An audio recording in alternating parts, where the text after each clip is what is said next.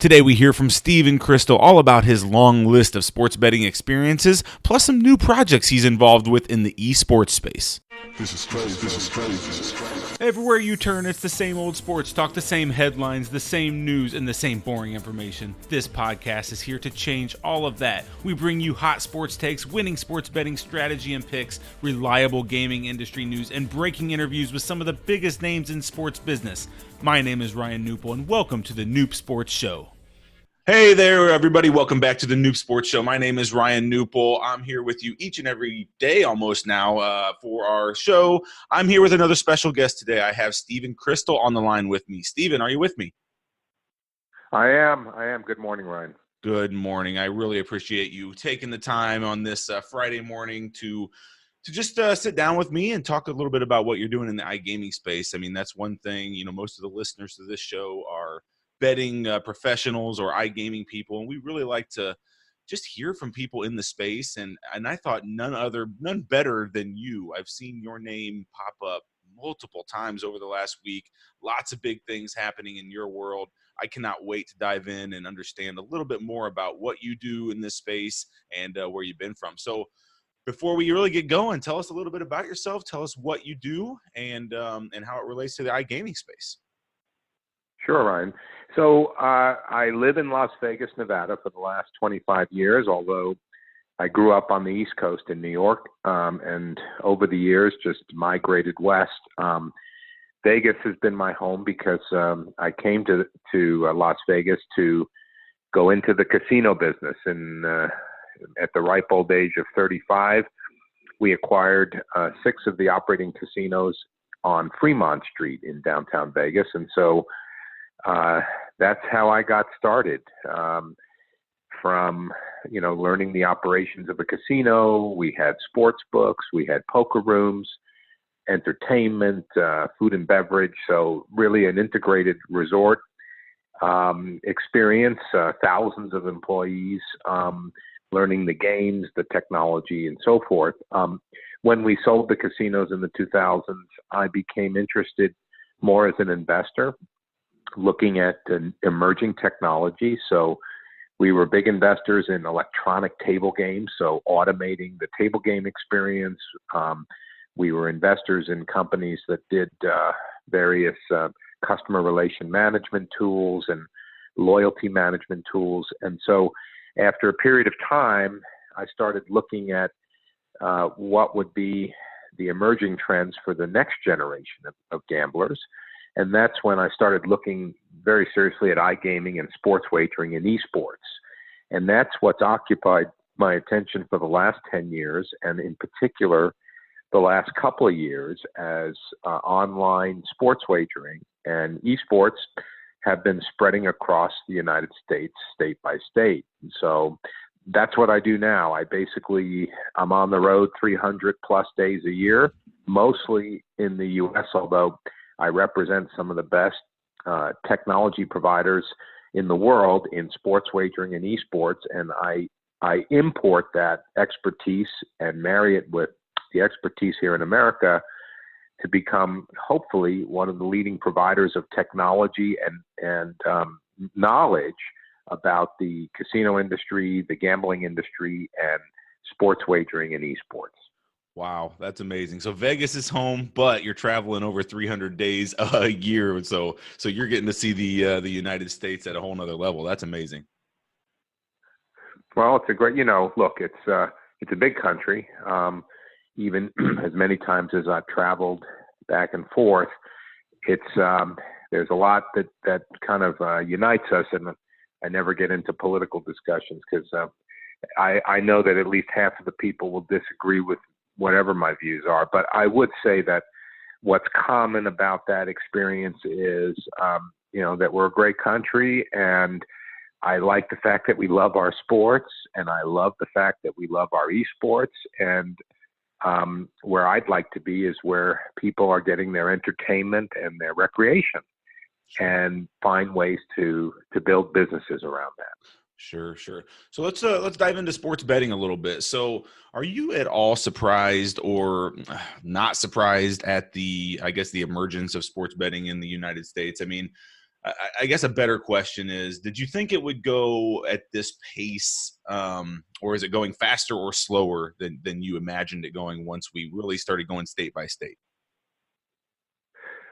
I think most people who are working in this day in, day out would say that it's going much faster than anybody thought.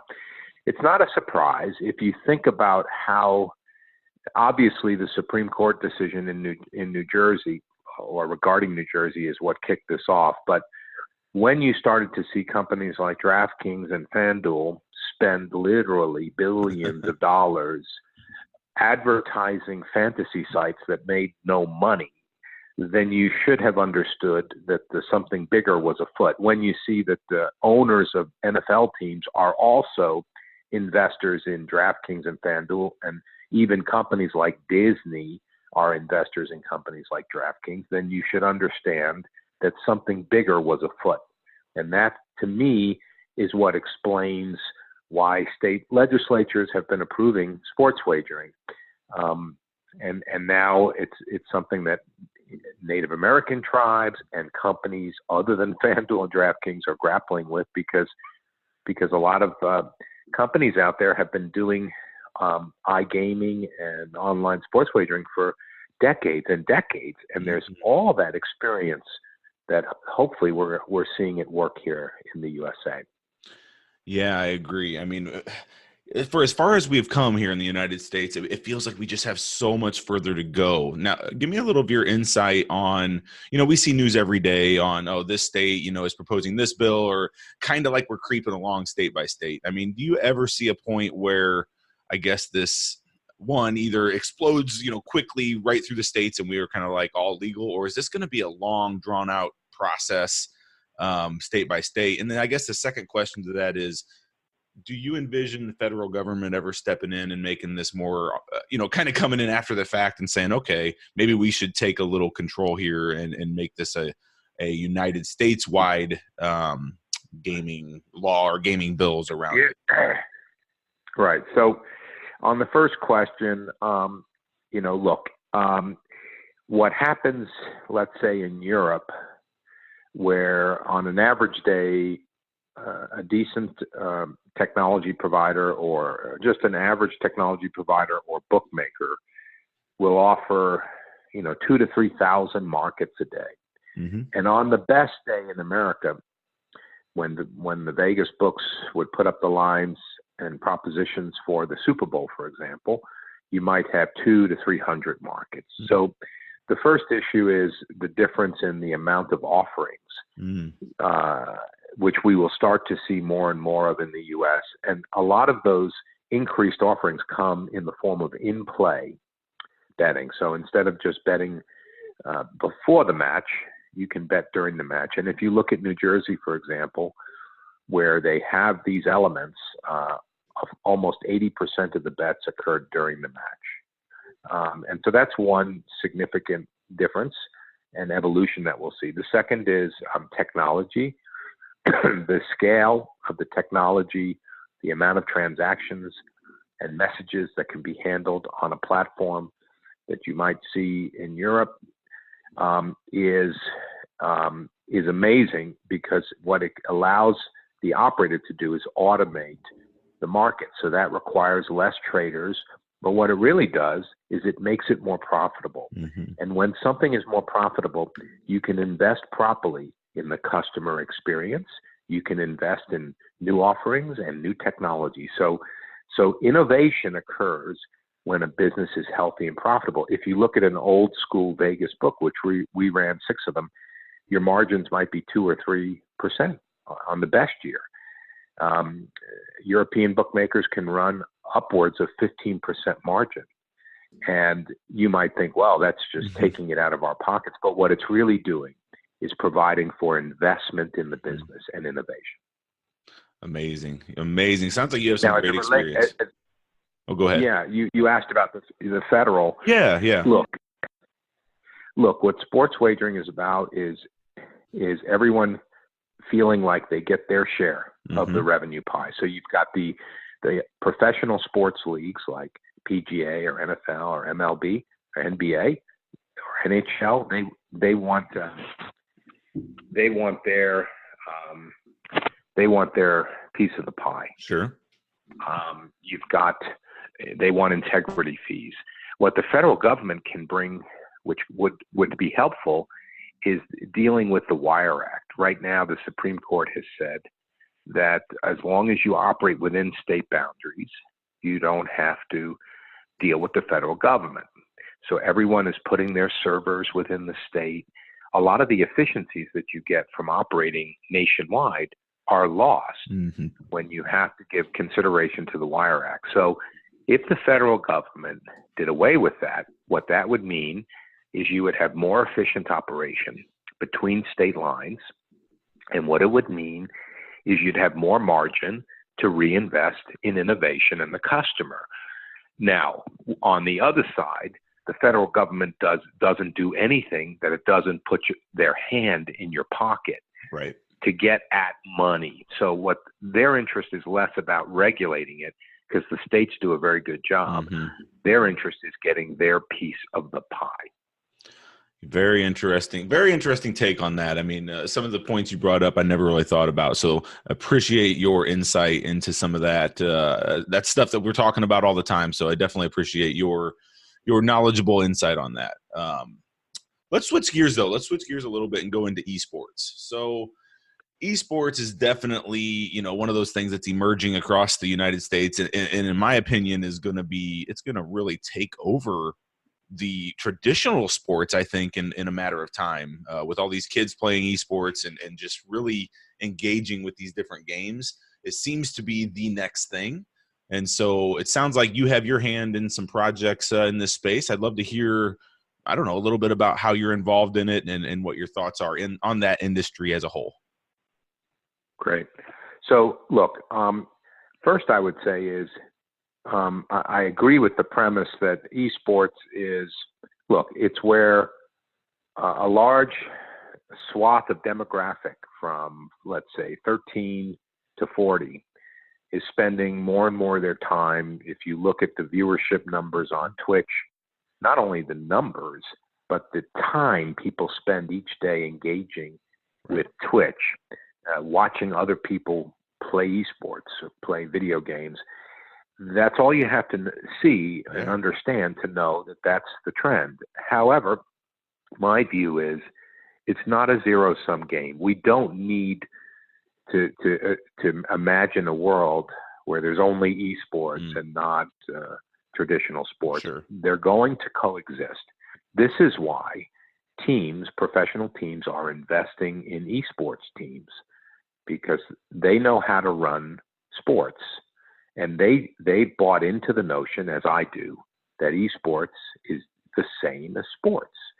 And they want to appeal to a new demographic, because that's important to retaining the value of their franchises that also contain traditional sports.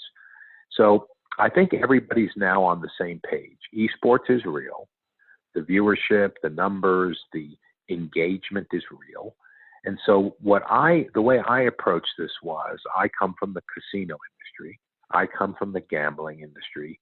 How do I marry what I know about the casino industry and the gambling industry with the video gaming world and the esports world? How do I bring that content into the industry that I know and create new forms of monetization and gamification? Because right now, the models for making money on esports are limited.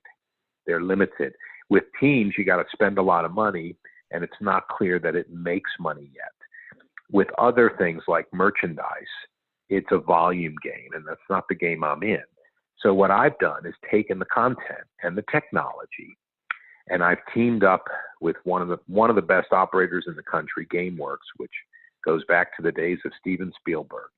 And I'm creating with them a new brand called Play by GameWorks that will go into casinos across the country. We're starting on the Las Vegas Strip with a venue that will open up in the summer, and we'll have literally dozens and dozens of these across America. And inside these venues, in addition to eating great food and drinking good beverage, you'll be able to not only play peer-to-peer and for money, You'll be able to bet on esports. You'll be able to play games that are built on top of known content that are, let's say, the slot machines of the future. But instead of it being a random outcome, it would be based on your skill level and ability to create events that make you money. And this, to me, has been my vision for the last 5 years. And we've invested tens of millions of dollars looking for the best technology, some of it in America, some of it we've brought to America. And in addition to having the venues, we're going to have the technology stack that allows us to offer this type of gambling and gamification. Now, you have to be 21 and older. It has to be done ethically and according to the same regulations that we use for casinos, but there is a demand for it. And so that's been my focus, in addition to sports betting, is figuring out how to bring esports into the casino environment. That is absolutely amazing. Any idea, any early look at what cities you're looking to come into? Just the big ones across the nation, or do they have to be? Sure. No, I mean, we've had discussions in the New York area. Mm-hmm. We've had discussions in the Midwest, Chicago area, we've had discussions in LA area. We've had discussions in Portland area, Seattle area. The good news is there are casinos in 42 states, right, and most major cities. And the truth is, what we're doing can be done in a major city, or it can be done in a more rural location, because what we do is provide the activation, the engagement with the content. So that can be done in a fancy venue like we're doing on the Las Vegas Strip, or it can be done in a simple box that is underutilized in a casino. Amazing. Amazing. Well, Stephen, I know I could sit here and talk to you, listen to you all day long, but I know you're a busy man, so I will let you go here shortly. But man, I appreciate the insight into these two emerging industries. If anybody wanted to get a hold of you, or maybe wanted to ask some questions followed up, is there a certain way that they could get a hold of you, or learn more about you? Sure.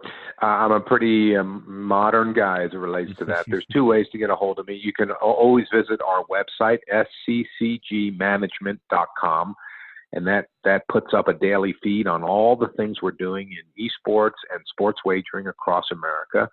Or you can just WhatsApp me, +1 702-427-9354. I'm a pretty transparent guy, and I'm open, and I communicate a lot. I believe in social media. I've been around doing this for 30 years, but I hope to be doing this for another 30 years and being on the cutting edge of sports betting and esports.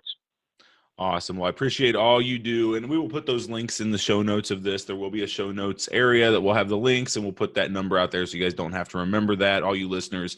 Hopefully you guys enjoyed this interview with Stephen. Stephen, I definitely appreciate what you're doing. If you ever need anything from me, do not hesitate to reach out. I look forward to being in touch with you for the next 30 years and watching, what you guys do and how you guys grow and emerge across these two industries. Awesome. Thank you for having me, and thank you for the job you do to keep people educated and informed. Thanks, Ryan.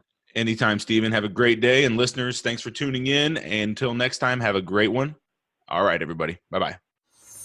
Thanks for listening to this episode of the Noob Sports Show. If you enjoyed this podcast, please consider subscribing to our iTunes channel today. Plus, visit us at noobsports.com for more picks, previews, strategy, and news. That's KNUPsports.com.